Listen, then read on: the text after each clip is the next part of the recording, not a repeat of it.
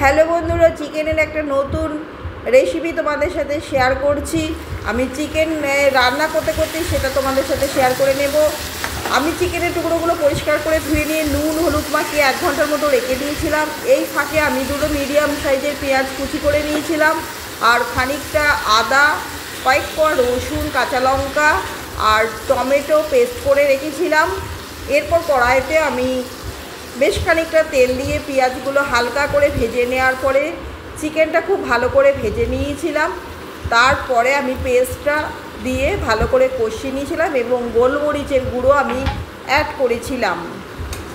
চিকেনটা যখন 70% মতো কষানো হয়ে যাবে সেই পর্যায়ে আমি কিছুটা জায়ফল জয়িত্রী বেটে সেটা দিয়ে দিয়েছিলাম।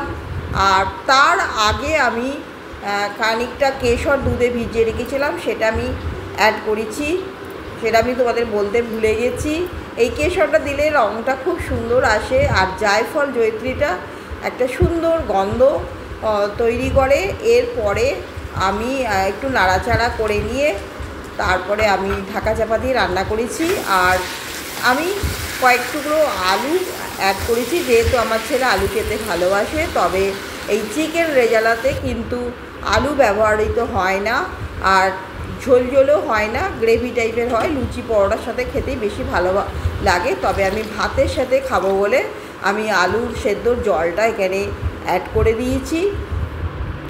তারপরে আমি 3-4টে ছোটো এলাচ আর একটু দারুচিনি সিলে বেটে নিয়ে সেটা অ্যাড করে দিয়েছি। তারপর ফুটিয়ে আমি রান্না কমপ্লিট করেছি। আমার ভিডিওটা ভালো লাগলে আমার চ্যানেলটা সাবস্ক্রাইব করে আমার পাশে অবশ্যই থাকবে। আর নতুন ভিডিও নিয়ে আবার আসছি। ভালো থেকো, টাটা।